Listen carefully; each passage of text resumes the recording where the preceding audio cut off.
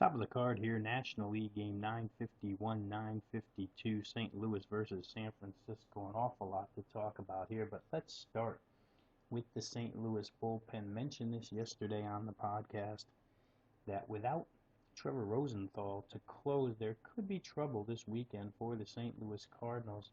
I thought the bullpen was rested enough yesterday to go ahead and make it through Friday night, but that didn't happen. Kevin Seagrass lit up in the ninth inning. San Francisco comes from behind and wins that game 5-4. Kelby Tomlinson, some more offensive heroics as he gets the walk-off winner. But it just goes to show you how specialized bullpens are nowadays. That Kevin Seagrass, almost an automatic eighth inning setup guy from the left side, couldn't get it done in the ninth inning here for St. Louis last night. That doesn't bode well for the Cardinal bullpen the remainder of the series. We'll see if they can straighten it out, but I think that's going to be a problem without Rosenthal there for this weekend series for San Francisco, where they look down to the bottom of the state where the Cubs are playing the Dodgers, and if the Dodgers beat the Cubs, that's helpful to the Giants. If the Cubs beat the Dodgers, that's helpful to the Giants. Either way, whether it be division or wild card, they can gain a game if somebody, and they could gain a lot of ground if somebody would sweep. Last night it was Los Angeles who won, so San Francisco creeps to within 4.5 games of the second wild card spot. They sit 2.5 out in the NL West right now, matching the Dodgers stride for stride the last 3 games. Today it's Lance Lynn against Ryan Vogelsong.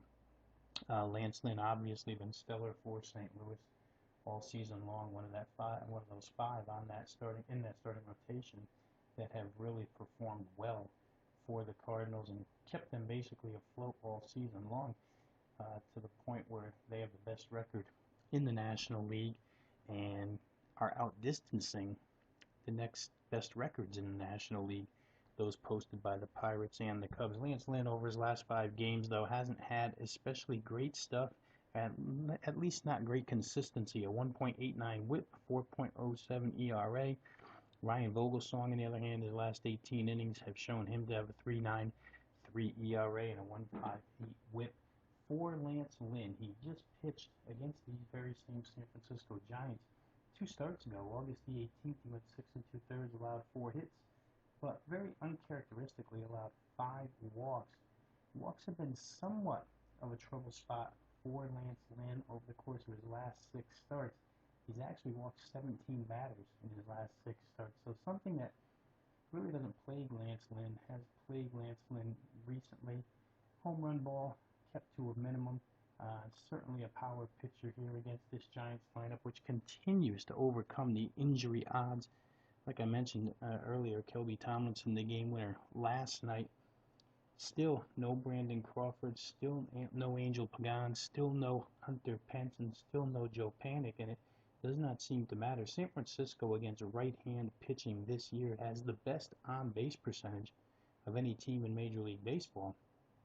So they continue to get it done with backups. We'll see if they can get it done against Lance Lynn today. I hesitate to play either team or total in this particular contest. I want to see what St. Louis does in the back end of this game if Lance Lynn turns it over to the bullpen in a win situation. We'll see if they can hang on, but bettors right now don't like St. Louis. They opened the $1.15 favorite.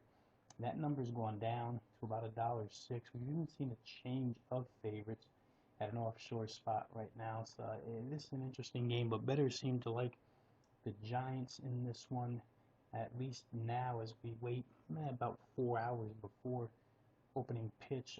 Ryan Vogelsong and the Giants scoring runs lately, so the total of 7 could be in play here.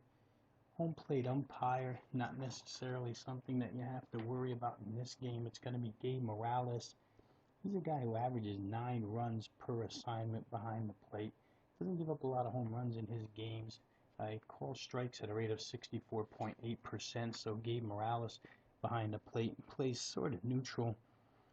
Might look at this one over the total, but as I said earlier, a tough one to play here. I think it's best left alone. We'll see how this one goes. Maybe we can get a play tomorrow.